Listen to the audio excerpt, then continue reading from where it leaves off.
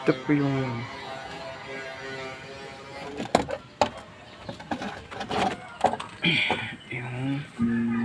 puno. Dito dadalo yung tubig. Bababa, papunta sa pader. Papasok dun sa bintana. Yan ang bintana. Yung puno, malaki na.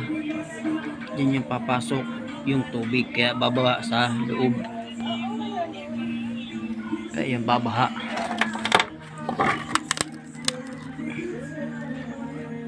Yan po yan.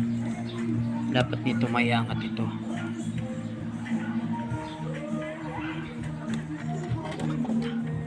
Yan po yan. Ito yung tsura.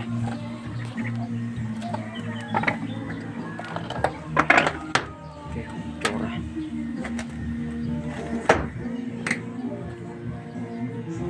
So maghanap ka nga dun so ng ano so ng kahit 2x3 o 2x2 na maiksi lang na kahit ganito, ikakatal ko lang yung puno sa dingding para makakata lang sa dingding.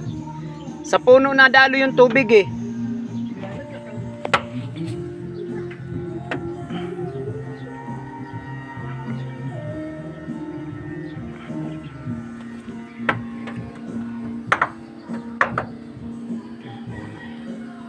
Laki na yung puno. Go.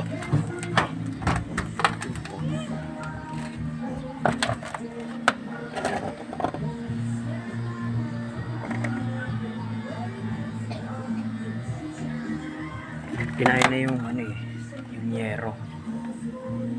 Kinain na. Ngayon, iaangat pa siya.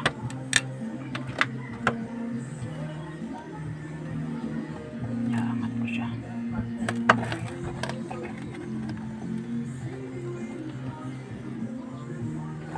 Dito kasi, dapat naalis to eh. Yan. Naalis yan.